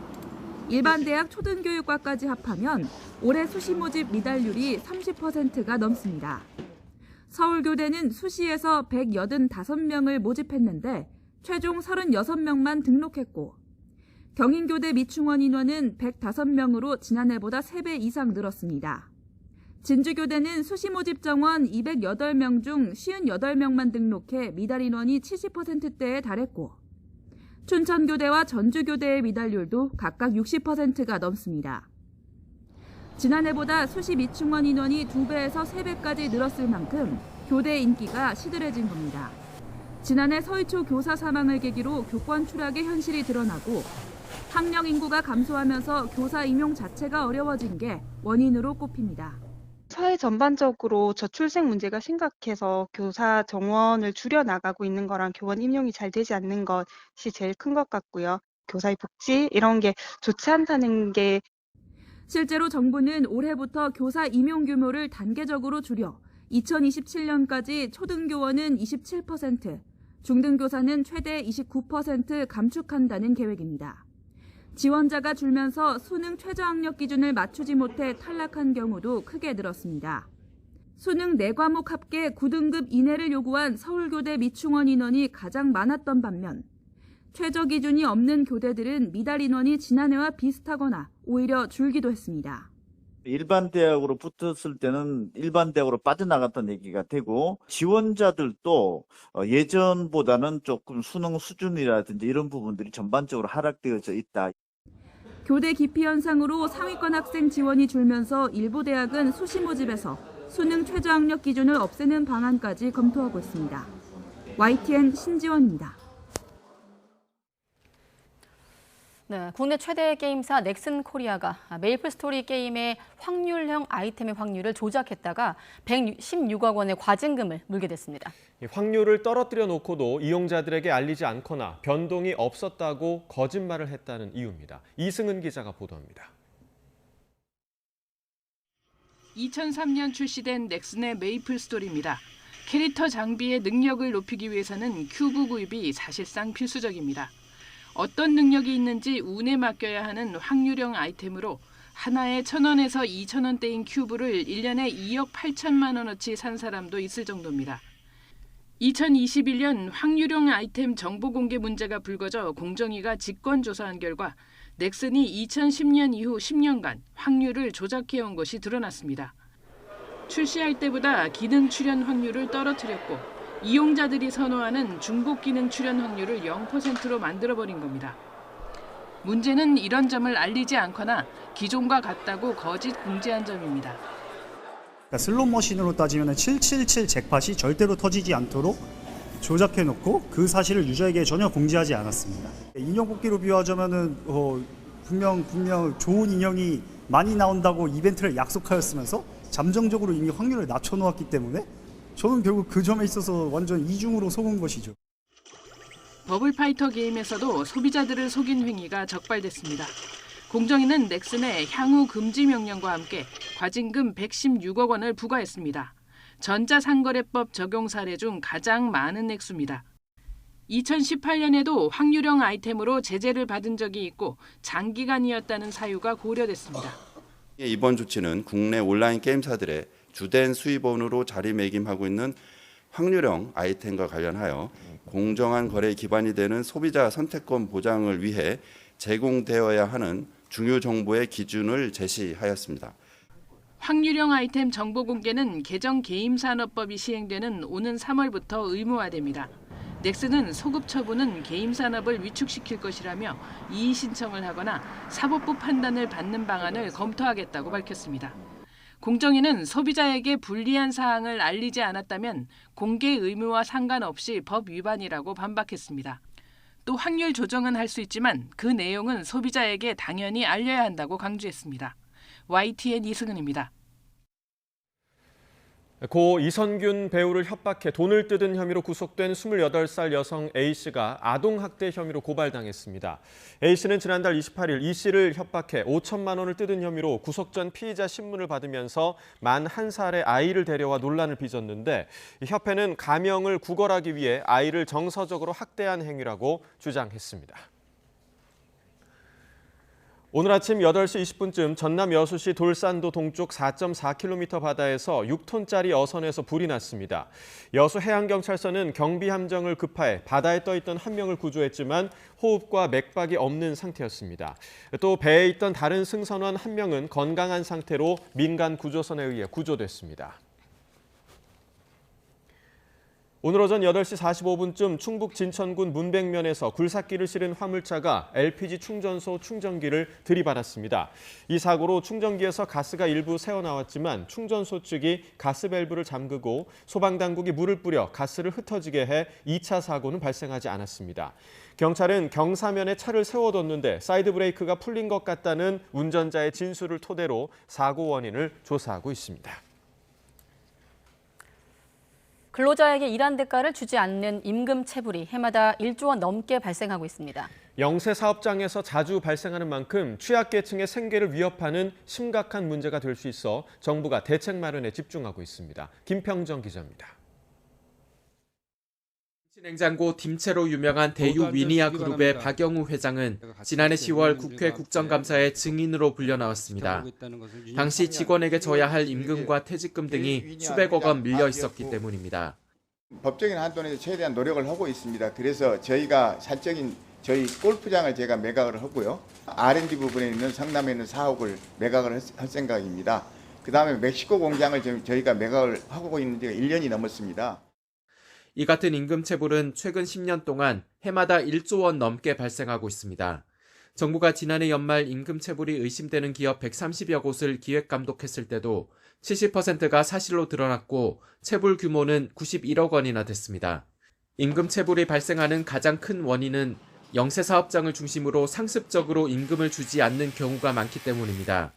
예를 들어 지난해 임금 체불 혐의로 구속된 전기업자 A씨는 이전에 임금체불로 26차례나 형사처벌을 받고도 지난해 또 공사 현장 9곳에서 임금 4천만 원을 주지 않았습니다. 정부는 적은 금액이라도 임금체불이 반복될 경우 강제 수사를 원칙으로 강력히 대응하겠다고 강조했습니다. 재산을 은닉하거나 사적으로 유용하는 악의적인 사업주나 상습적인 체불 사업주는 구속 수사를 원칙으로 엄정하게 대응하겠습니다. 정부는 임금 체불이 취약계층 생계에 어려움을 가중하는 문제로 보고 관리 감독을 강화할 방침입니다. 또 상습적으로 체불하는 사업주에 대한 처벌을 강화하는 방향으로 근로기준법 개정을 추진하고 있습니다. YTN 김평정입니다. 고위공직자 범죄수사처 김진욱 차장과 여운곡 차장의 면담 조사를 시도해 공수처와 갈등을 빚었던 국민권익위원회가 이번엔 공수처에 수뇌부 직접 출석을 요구한 것으로 YTN 취재 결과 확인됐습니다. 권익위는 두 사람이 후임 공수처장 추천 내용이 담긴 문자 메시지를 나눈 것과 관련해 최근 공문을 보내서 권익위에 나와 조사받으라고 요구한 것으로 파악됐습니다. 앞서 권익위는 지난달 28일 김 처장과 여 차장 면담 조사를 위해서 정부 과천청사 안에 있는 공수처를 방문했지만 공수처가 협의하지 않은 조사에 협조할 수 없다고 거부하면서 4시간 만에 철수했습니다. 신원식 국방부 장관이 국회의원 시절에 SNS를 통해 일본과 독도 영유권 분쟁이 있는 건 사실이라고 쓴 것으로 확인됐습니다. 신 장관은 지난해 3월 이재명 대표에게 드리는 5가지 공개 질문이란 페이스북 글에서 지금 한일 간의 과거사, 독도 영유권 분쟁이 있는 건 사실이라고 밝혔습니다. 이에 국방부는 입장문을 내고 신 장관의 관련 표현이 일본이 영토 분쟁을 시도하고 있다는 의미에서 기술한 것으로 일본이 터무니없는 주장에 동의한 것이 아니라고 해명했습니다. 네, 북한 김정은 국무위원장의 동생이죠. 김여정 노동당 부부장이 문재인 전 대통령과 윤석열 대통령을 비교하면서 전현직 대통령 갈라치기를 시도했습니다. 4월 총선을 앞두고 이른바 남남 갈등을 의도한 것 아니냐 이런 분석이 나오고 있는 가운데 우리 정부는 남북관계 긴장의 책임을 우리 측에 전가하려는 잔꾀라고 비판했습니다. 최도희 기자입니다. 북한은 이미 이명박 정부 시절인 지난 2012년 헌법 서문에 핵 보유국임을 명시했습니다. 문재인 정부 시절인 2019년 2월 하노이 노딜 이후 핵 무력 강화 속도를 내더니 2021년 8차 당대회에선 핵무기 소형화 등을 주요 과업으로 한 국방력 강화 5개년 계획을 내놨고 윤석열 정부가 들어선 이후인 지난해 9월엔 핵무기 고도화를 헌법에 명시하기에 이르렀습니다. 이어 연말 전원회의에서 김정은 국무위원장은 대남 핵공격 의지까지 내비치며 진보 보수 정권을 싸잡아 비난했습니다. 지금까지 괴뢰 정권이 10여 차나 바뀌었지만 자유민주주의 체제하에 통일 기조는 추호도 변함없이 그대로 이어져 왔다는 것이 그 명백한 산증거입니다. 김여정 노동당 부부장도 대한민국 대통령에게 보내는 신년 메시지라는 담화를 통해 전현직 대통령 갈라치기에 나섰습니다. 문재인 전 대통령을 영특하고 교활한 사람으로 평가한 대신 윤석열 대통령은 북한이 군사력을 키우는 데 공헌한 특등 공신이라고 비꼬며 직접 비교했습니다. 특히 윤 대통령의 대북 억제력 강화 기조가 북한의 핵 고도화에 대한 정당성을 줬다는 억지 주장을 펼쳤습니다. 김 부부장 담화엔 우리 사회 내부의 갈등을 유발하려는 의도가 있는 것으로 보입니다. 남남 갈등을 유도하는 측면이 있다. 한국 사회 내부의 진보와 보수, 북한을 바라보는 관점의 차이에 대한 그 갈등을 좀 조장하는 그런 의도가 분명히 있다고 보입니다. 특히 오는 4월 총선을 의식해 윤석열 정부를 비판했을 가능성도 제기됩니다. 통일부는 과장급 부대변 임명의 입장을 통해 차관급 김여정 부부장을 향해 격에도 맞지 않는 북한 당국자가 현 상황을 왜곡하고 폄훼해 남북관계 긴장의 책임을 대한민국에 전가하려는 잔꾀라고 맞받았습니다. 국방부도 범죄자가 선량한 시민이나 경찰 때문에 범죄를 저질렀다고 핑계를 대는 셈이라고 지적했습니다. YTN 최두입니다. 김포 시민들이 서울을 오갈 때 발휘되는 김포 골드라인. 새 출근길도 여전히 만원 열차 혼잡 상황이 이어지고 있습니다. 지난해 높은 혼잡도로 골병라인이라는 오명도 들었는데 시민들은 올해 근본적인 해결 방안이 마련되길 바라고 있습니다. 윤웅성 기자의 보도입니다. 새벽 6시 이른 시간인데도 이미 열차 안에는 빈 좌석이 하나도 없습니다. 본격적인 출근 시간대가 되자 사람들로 꽉 차 몸을 움직이기가 어렵습니다. 사고를 막기 위해 안전요원들이 곳곳에 배치돼 있지만 만원 열차에 몸을 싣기 위해서 비집고 들어가는 상황이 반복됩니다. 네, 어제 너무 사람이 많아서 숨이 가빠지고 좀 되게 하늘도 노래지고 그랬어가지고 그 쓰러지신 분들도 저는 많이 봤고요. 예산 부족 등을 이유로 열차 한 편에 2량만 운행이 가능하도록 설계된 김포 골드라인의 출퇴근 시간대 혼잡도는 최대 200%를 훌쩍 넘습니다. 높은 혼잡도로 호흡곤란 환자가 많이 발생하다 보니까 플랫폼 한쪽에는 이렇게 휴대용 산소 호흡기와 산소 탱크도 마련돼 있습니다. 김포시가 내놓은 대책은 지하철 대신 버스로 유도해 열차 이용 승객을 줄이는 겁니다. 이미 지난해부터 김포시와 김포공항역 사이에 버스 전용 차로를 설치하고 운영에 들어갔습니다. 그러나 큰 효과를 거두진 못하고 있습니다. 김포공항역에서 9호선이나 5호선 등으로 환승해 직장이나 학교가 있는 서울 시내로 가야 하기 때문에 굳이 버스를 탈 필요가 없기 때문입니다. 내려서 다시 역까지 걸어가서 하는 어려움이 있는데 지하철은 이제 내려서 바로 여기니까 그냥 환승을 하는데 훨씬 편하고. 이런 사정을 알고 있는 김포시도 새해 열차 증편에 힘을 쏟고 있습니다. 우선 올해 6월부터 9월까지 열차 6편성을 더 추가할 예정입니다. 이렇게 되면 출퇴근 시간대 배차 간격이 3분에서 2분 30초대까지 줄어듭니다. 이미 확보한 국비 153억 원으로 내후년까지 5편성을 더 늘려 2분 10초대까지 배차 간격을 더 촘촘하게 하는 게 목표입니다. 하지만 열차를 추가하는 데엔 물리적 한계가 있는 만큼 서울 지하철 5호선을 연장해 김포와 서울을 잇는 게 근본적인 해결 방안으로 거론되고 있습니다. 문제는 서로 유리하게 노선을 정하려는 인천시와 김포시의 입장이 엇갈리면서 국토교통부의 연장안 발표가 2차례 미뤄진 상태로 해가 바뀌었다는 겁니다. 국토부는 이달 안에 노선을 확정하겠다는 계획이지만 총선 표심에 영향을 줄 수 있는 만큼 기약 없이 미뤄지는 것 아니냐는 우려도 나옵니다. YTN 윤홍성입니다.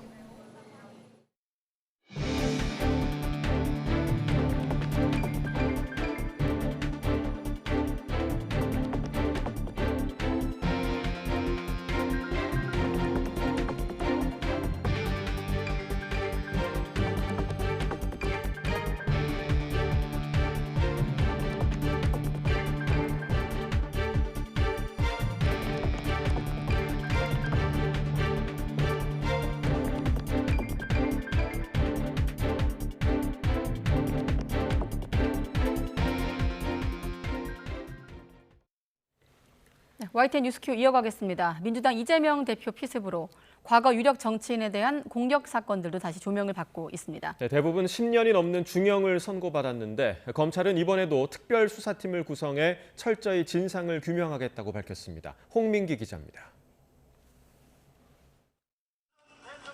지난 2006년 지방선거 직전 박근혜 당시 한나라당 대표는 서울 신촌에서 유세 차량에 오르던 중 괴한의 습격을 받았습니다. 당시 박 대표는 오른쪽 뺨에 11cm 길이 상처를 입고 병원으로 옮겨졌고 현장에선 50대 남성 지충호가 검거됐습니다. 지충호는 폭력 등 전과 8범으로 10년 넘게 옥살이를 한 것이 억울해 테러를 저질렀다고 진술했습니다. 국민 여러분, 제가 지금 많이 잘못을 반성하고 있습니다. 검찰은 지충호에게 살인미수 혐의 등을 적용해 재판에 넘겼고 지난 2007년 대법원에서 징역 10년이 확정됐습니다. 당시 대법원은 범행 사실은 인정하지만 살인할 의도는 없었던 것으로 보인다며 살인미수 혐의는 인정하지 않았습니다. 지난 2022년 송영길 당시 민주당 대표도 신촌에서 대선 지원 유세에 나섰다가 둔기로 공격당했습니다. 유튜버로 활동하던 70대 남성 표모 씨가 송 전 대표의 머리를 향해 망치를 수차례 휘두른 겁니다. 갑자기 나이 드신 할아버지가 망치를 꺼내갖고 그냥 3번 이상을 때렸더라고요. 3초 만에 싹 들어가고 때렸더라고요. 검찰은 표 씨를 구속 기소했지만 표 씨는 첫 재판을 사흘 앞두고 구치소에서 스스로 목숨을 끊어 법의 단죄를 받지 못했습니다. 해외 사절에게 흉기를 휘두른 사례도 있었습니다. 지난 2015년 3월 마크 리퍼트 당시 주한미국 대사는 강연 참석 자리에서 흉기 습격을 당해 얼굴과 손목 등에 큰 상처를 입었습니다. 현장에서 검거된 50대 남성 김기종은 살인미수 등 혐의로 재판에 넘겨졌고 대법원에서 징역 12년이 확정돼 복역 중입니다. 검찰은 이재명 대표의 피습 사건을 정당 대표에 대한 혐오 범죄로 규정하고 부산지방검찰청에 특별수사팀을 구성해 진상을 철저히 규명하겠다고 밝혔습니다. 또 이번 총선과 관련해 폭력 행위가 일어나지 않도록 전국 검찰청에 철저한 대비를 지시하고 정치적 폭력을 엄단하겠다고 강조했습니다. YTN 홍민기입니다. 네, 어제 60대 남성으로부터 피습된 민주당 이재명 대표 수술을 받고 현재 중환자실에서 회복에 집중하고 있습니다. 경찰은 체포한 피의자 주거지 등에 대한 압수수색에 나섰는데 정치권에서는 피의자의 당적을 둘러싼 논란이 불거졌습니다. 정치부 박기환 기자와 관련 내용 자세히 짚어보겠습니다. 어서 오십시오. 네, 사고 직후부터 YTN에서 실시간으로 각 현장들을 연결해서 지금까지 쭉 속보로 보도하고 있는데 지금부터는 정치부 박 기자와 함께 조금 더 차분하게 정리를 해보겠습니다. 저희가 아까 국회를 연결해서도 봤습니다만 정치권도 충격에 여전하게 휩싸이는 상황이고 먼저 어제 발생 상황부터 좀 다시 한번 요약해 주시죠. 네, 부산에서 새해 일정을 진행하던 이재명 대표는 어제 오전 10시 반쯤 60대 남성의 흉기 공격을 받았습니다. 가덕도 신공항 부지를 둘러본 뒤 기자들의 질문을 받던 중이었는데요. 한 60대 남성이 사인을 해달라며 지지자인 척 다가와서 이 대표의 목에 흉기를 휘두른 겁니다. 당시 시민과 당시자들이 서둘러 상처 부위를 지혈하며 응급 조치에 나섰고요. 현장에 있던 경찰들은 피의자를 긴급 체포했습니다. 네. 자, 이 대표 어제 그 수술을 마쳤는데 현재 상태는 어떤 것으로 지금 전해지고 있나요? 네, 이 대표는 어제 곧바로 부산대 병원으로 이송됐죠. 이후에 현지 의료진과 가족들의 의견에 따라서 서울대 병원으로 옮겨진 뒤 2시간여에 걸쳐 수술을 다시 받았습니다. 민주당은 내 경정맥 손상이 확인됐고 정맥에서 흘러나온 혈전이 많아서 관삽입 수술을 진행했다고 밝혔습니다. 조정식 사무총장은 오늘 오전 의원총회에서 소속 의원들에게 이 대표의 건강 상태를 소상하게 설명했는데요. 직접 들어보시겠습니다.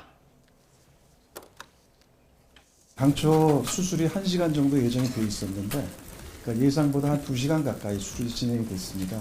그러니까 경정맥 손상이 많이 있었고 그다음에 혈전, 정맥에서 흘러나온 혈전이 예상보다 많아서 수술 시간이 좀 길어졌었고요. 다행히 수술이 무사히 잘 끝나서 현재 중환자실에서 회복 치료 중에 있고. 네, 조금 전 권칠승 수석 대변인과 의사 출신으로 인재 영입된 강청희 전 대한의사협회 부회장의 추가 브리핑도 있었습니다. 의료 기록을 열람한 결과 흉기가 이 대표의 피하 지방층과 근육층을 모두 관통한 자상으로 확인됐고 내 경정맥이 심각한 부상을 입었다고 설명했습니다. 또 각종 지표는 양호하지만 당분간 절대 안정이 필요하다며 현재 항생제와 진통제 등 회복을 위한 약물을 투여하고 있다고 덧붙였습니다. 네, 박기환 기자 잠시 기다려주시고요. 아까 예고했던 대로 한동훈 위원장이 오늘 대한노인회를 방문할 예정이었는데 지금 바로 현장으로 연결해서 보겠습니다. 네, 방문하고 있는 현장 화면이네요. 네, 잠깐 한번 들어보실까요?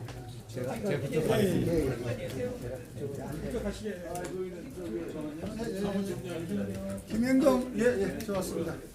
새해 복 많이 받아요. 새해 복 많이 받아요. 네, 오늘 한 위원장이 대한노인회를 방문해서 이제 김호일 회장을 만나서 앞선 민경우 전 비대위원의 노인 비하 발언 논란 이 부분에 대한 사과를 할 것으로 지금 전해지고 있습니다. 네, 당직자의 모습도 보이고요. 예. 저희가 현장 좀 소리를 한번 들어보려고 말을 잠깐 줄여볼까요? 네. 잘 지고 있죠? 김혜령 대변인. 새해 복 많이 받아요. 이렇게 그만하겠습니다. 지난번에도 뵀었는데 여러 차례 뵈서 예. 충남입니다.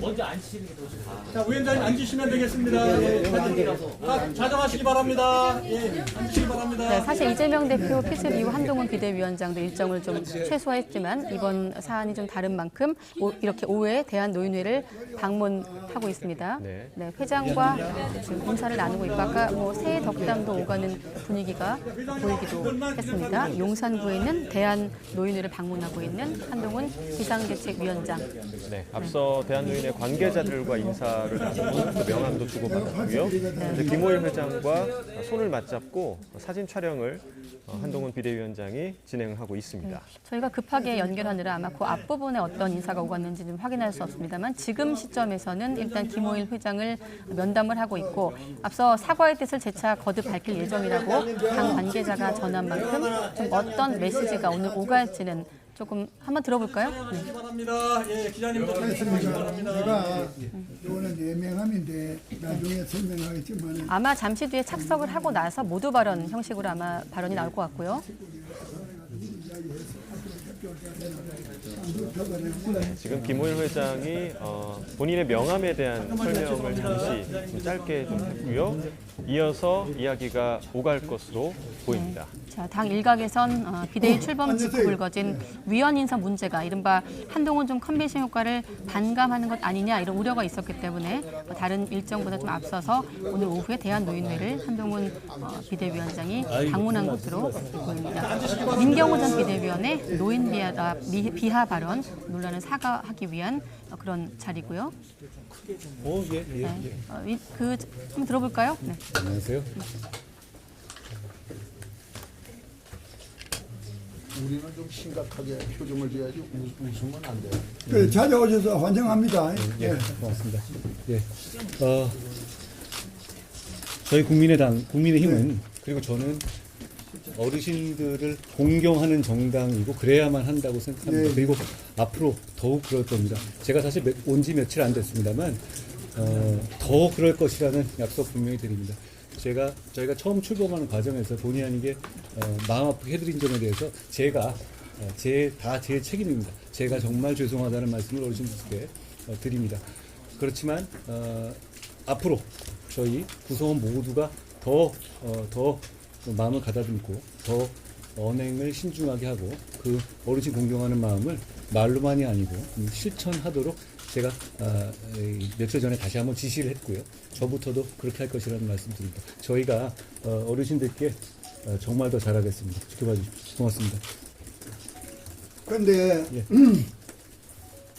내가 성명서에도 밝혔지만은 48년도 정부 수립 이후에 2년도 채 안 돼가 6.25 전쟁이 터져가 폐허의 잿더미가 된 이 나라가 당시에 우리가 1인당 67불밖에 안 되고 북한이 123불인데 그럴 때에 서독의 강부로 간호사로 가서 그 사람들의 임금을 저당 잡아가 루브게 대통령한테 차관을 박정희 대통령이 빌리고 중동의 수로공사에 30만 명이나 가서 달러를 벌고 심지어는 월남전에 목숨 걸고 달러를 벌어가지고 그 돈으로 박정희 대통령이 경부고속도로다, 포항제철이다, 마산수출자 여기다, 창원공업 기지다 이래가 한강의 기적을 이루어서 경제 10대 강국을 만들었는데 그런 노인한테 공을 치하하고 상을 줘야 될 텐데 그 노인을 빨리 죽으라 하면 그게 벼락맞아 죽을 놈 아닙니까? 그래. 어째 그런 사람을 뽑았어요, 뽑기를. 제 책임입니다. 그래 내가 여기 기자들 조금 전에 그랬어. 인사 검증이 참 어렵는 것 같다.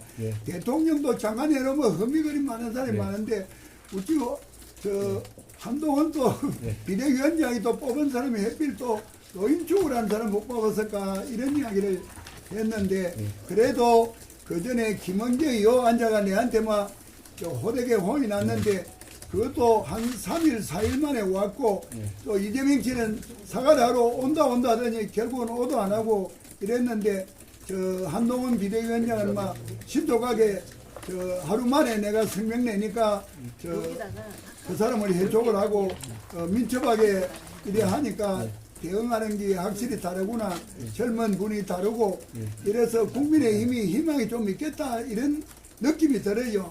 고맙습니다. 노인 회장님을 위해서 박수요. 박수. 회장님 그리고 어르신들 여러분 제가 취임한 지가 사실 며칠 되지 않았는데요. 저희가 이제 그 당 내외에 처음 그 외부의 단체를 방문한 것은 제가 오늘 처음입니다. 저희가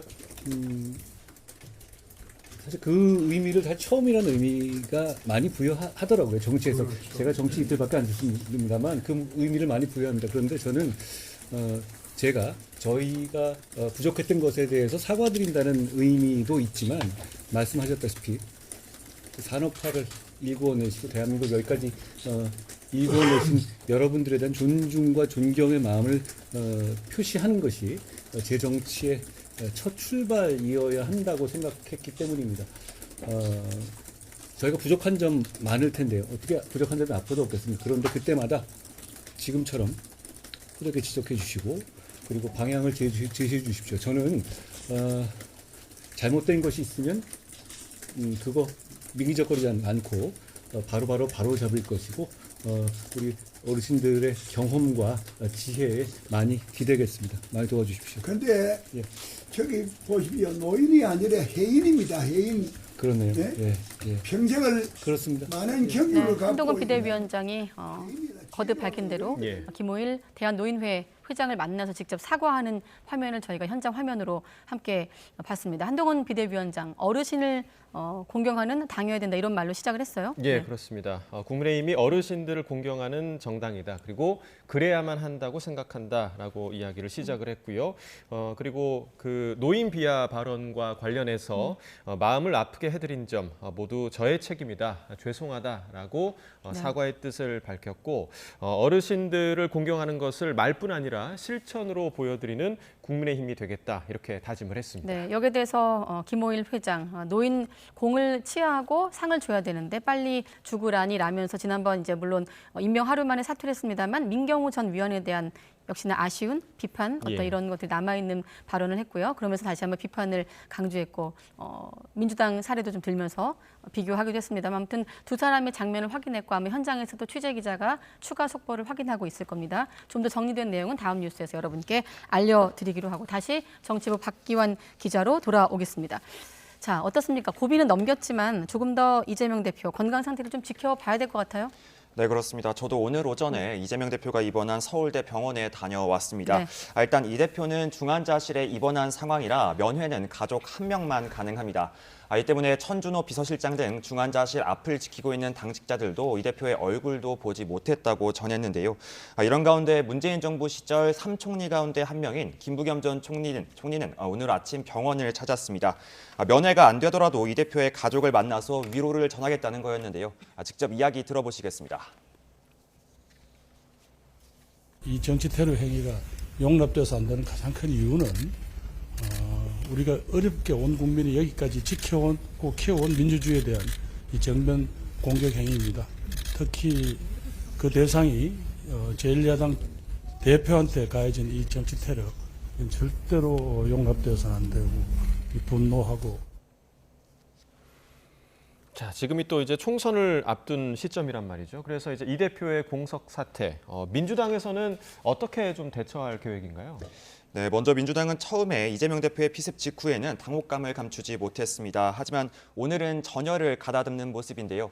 민주당 소속 의원 전원 명의로 폭력과 혐오로 인한 테러를 강력히 규탄했습니다.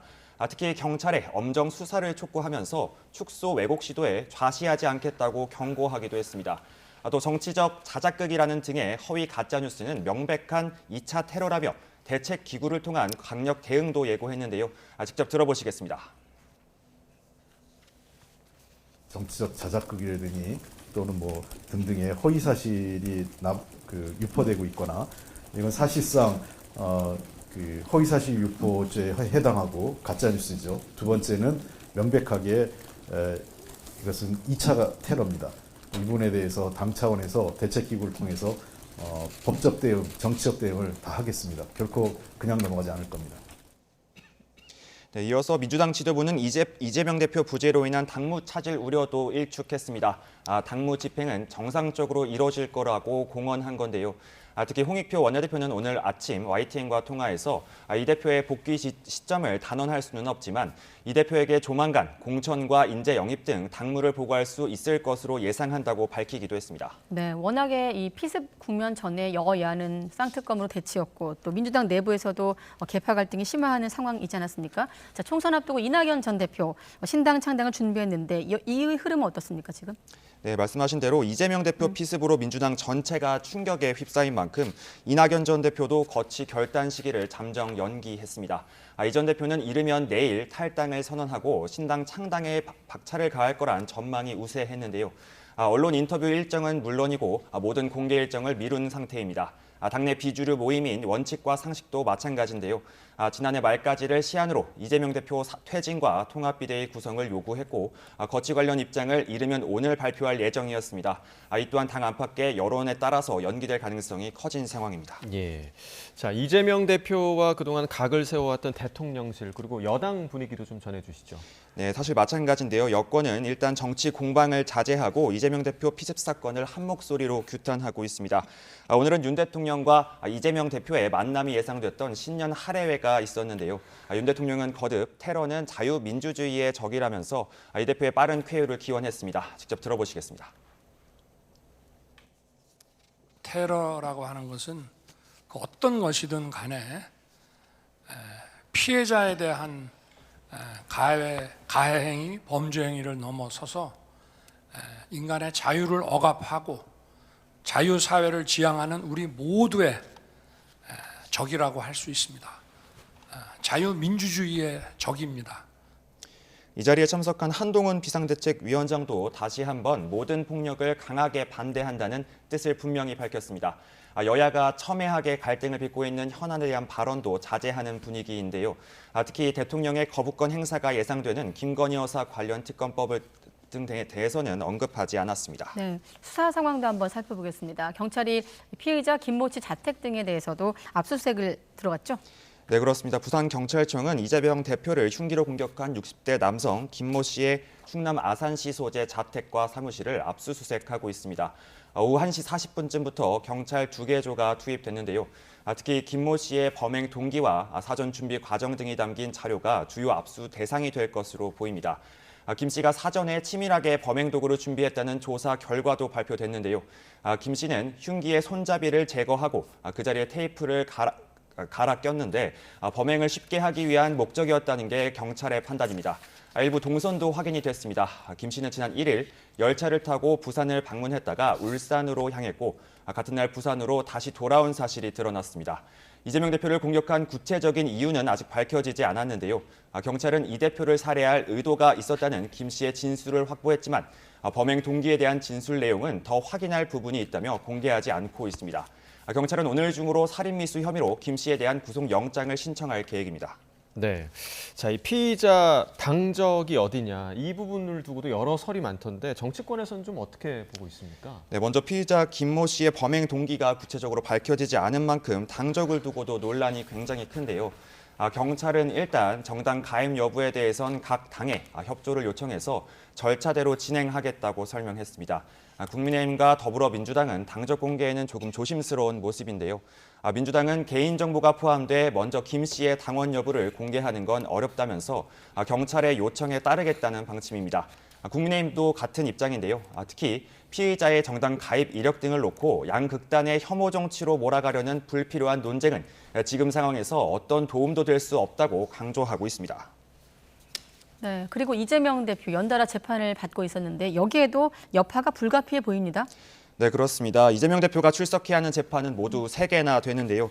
먼저 고 김문기 처장을 모른다고 허위 인터뷰한 혐의로 공직선거법 재판을 받고 있고요. 또 대장동과 백현동 개발특혜 의혹과 성남FC 의혹 등 뇌물 배임 혐의 재판, 그리고 검사 사칭 관련 재판에서 유리한 증언을 청탁했다는 위증교사 사건 재판입니다. 많게는 일주일에 3차례씩 법원에 출석해야 하는데 이 대표 회복 정도에 따라서 재판도 미뤄질 수밖에 없을 것으로 보입니다. 이재명 대표 측 변호인은 정확한 건강 상태를 확인한 뒤 기일 변경 등을 요청하겠다는 입장인데요. 당장 다음 주 월요일부터 위증교사 혐의 첫 공판이 잡혀 있는데 사실상 연기가 불가피해 보입니다. 네, 알겠습니다. 일단은 이재명 대표 회복 상황 또 범행 동기 포함해서 수사 속보를 좀 추가로 확인해 보겠습니다. 네, 정치부 박기환 기자였습니다. 수고했습니다.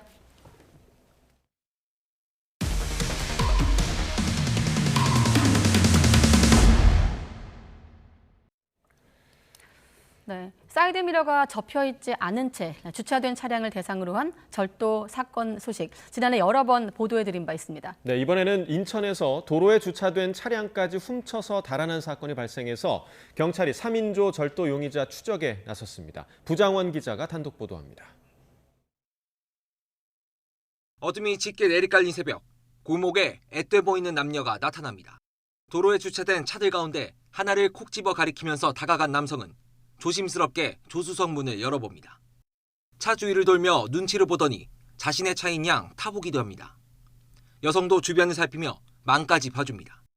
차 주인으로 착각할 수 있는 두 사람, 사실 차량 절도범 일당이었습니다. 뒷좌석까지 꼼꼼하게 확인한 두 사람은 몇 분 뒤 떠났지만 1시간여 뒤 이 남성은 또 다른 남성과 함께 돌아왔습니다. 이번엔 망설임 없이 운전석 쪽으로 향하더니 같이 온 일행과 차를 몰고 유유히 사라집니다.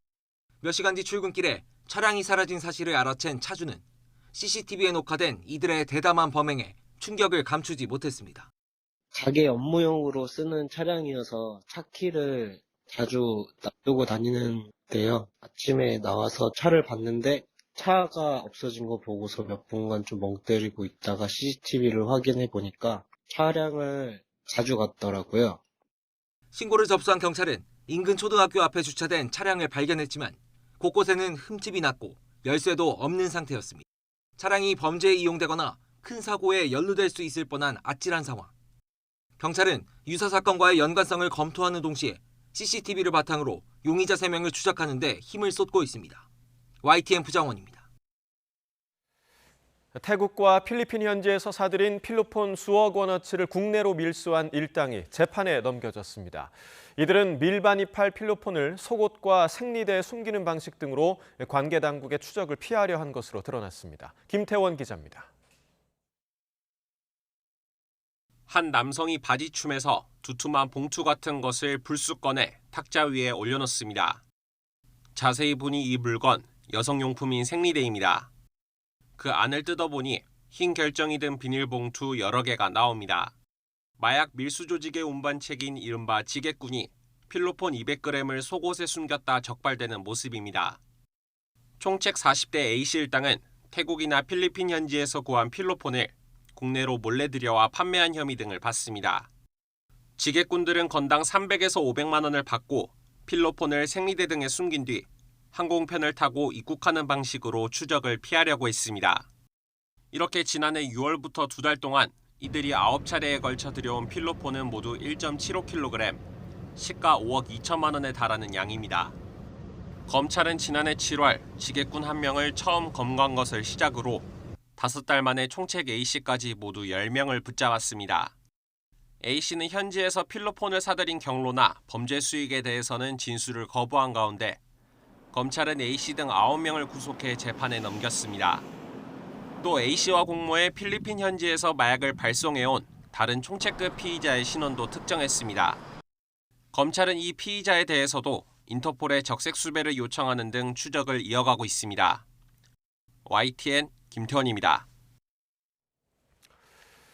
민원 사주 의혹이 불거진 류희림 방송통신심의위원장의 즉각 해촉을 촉구하는 언론 시민단체들이 목소리가 잇따르고 있습니다.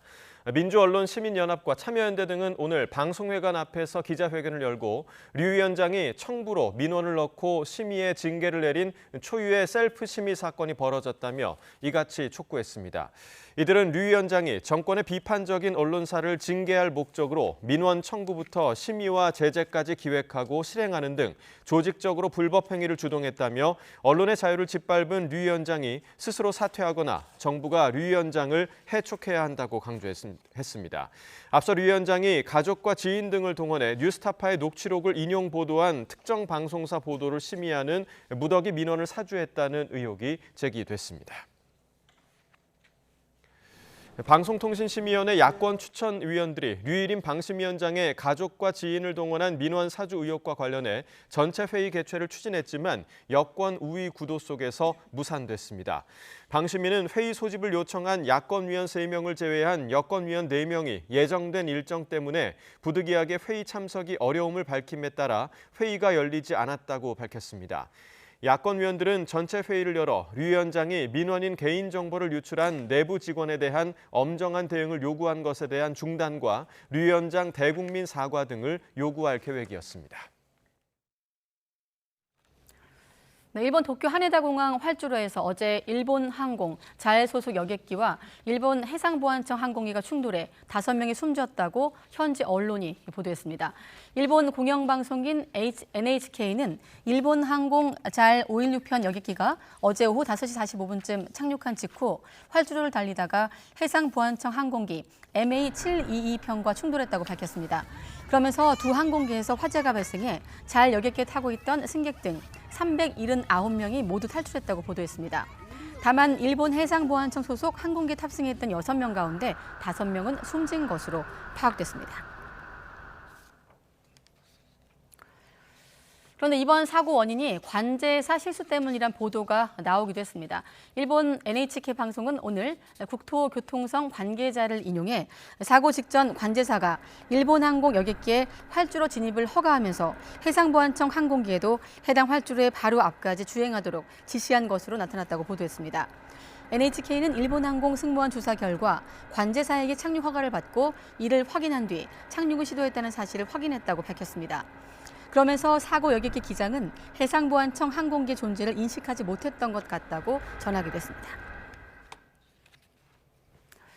그런데 중국의 지방 관영 TV 앵커가 개인 SNS에서 일본 강진 소식을 전하면서 원전 오염수 배출에 따른 인과응보다 이런 취지의 발언을 했다가 업무 정지를 당한 일도 있었습니다. 이를 두고 중국 내에선 다른 나라 천재지변을 조롱하는 건 부적절하다. 이런 비난과 또 틀린 말 한 건 아니다. 이렇게 두둔하는 여론이 갈리고 있다고 하는데 문제의 발언 들어보시죠. 但是在开年第一天就发生如此之大的天灾，恐怕2024年全年整个日本都会笼罩在一层阴郁的乌云之下。看来有些事儿还是要少做，核污水也不该排海。希望在日同胞平安无事。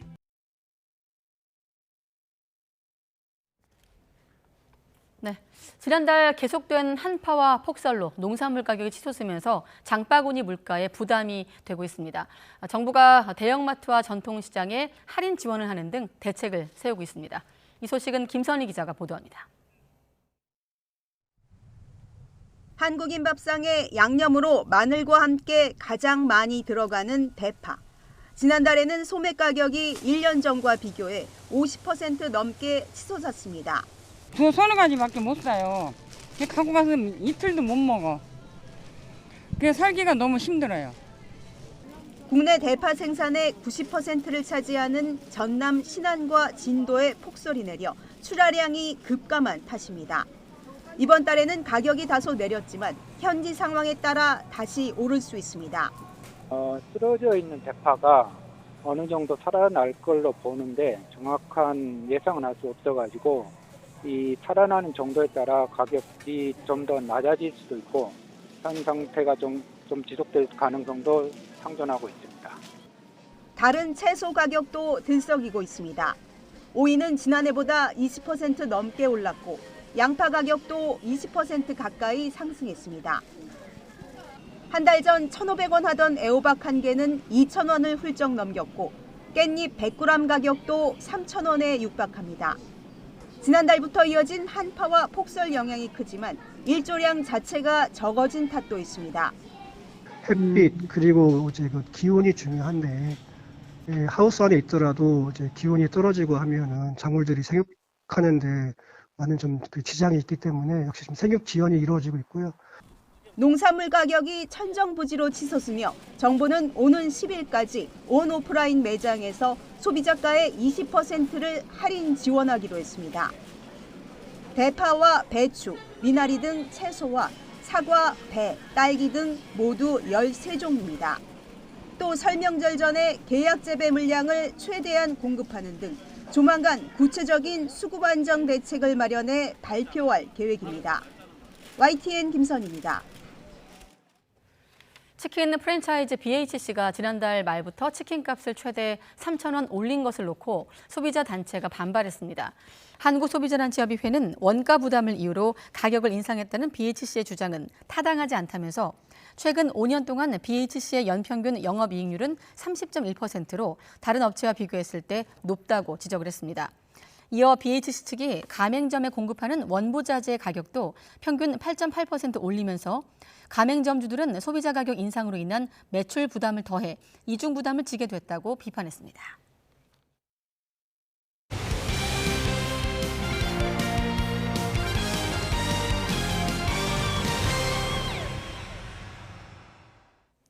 스포츠 소식입니다. 이정후에 이어 또 한 명의 한국인 메이저리거가 탄생하게 됐습니다.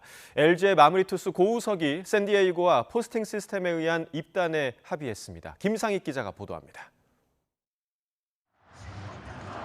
비공개 경쟁 입찰 포스팅 계약 시한 마지막 날 고우석과 샌디에이고의 입단 합의 소식이 전해졌습니다. LG 구단은 고우석 선수가 샌디에이고로부터 오퍼를 받았고 선수의 의사를 존중해 미국 진출에 동의했다고 밝혔습니다. 다만 에이전트 측의 요청에 따라 메디컬 테스트가 끝나고 정식 계약을 마무리할 때까지 구체적인 계약 조건은 공개하지 않는다고 밝혔습니다.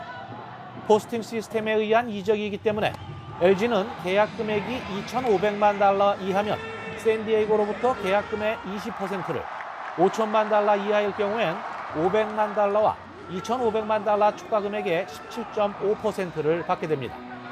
고우석 선수는 메디컬 테스트를 받기 위해 미국으로 출국했습니다. 김하성과 한솥밥을 먹게 된 고우석은 샌디에이고에서 마무리 투수 역할을 맡게 될 전망입니다. 샌프란시스코에 입단한 처남 이정우와의 맞대결도 흥미롭게 됐습니다.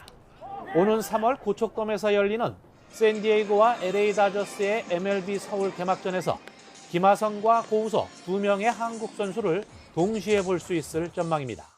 본인의 어떤 도전 정신도 있고 그 꿈이 어떤 메이저에서 던지고 싶은 꿈을 갖고 있는 선수이기 때문에 또 한국 야구 발전을 위해서 한번 가서 도전해보는 것도 나쁘지 않다라고 생각을 합니다.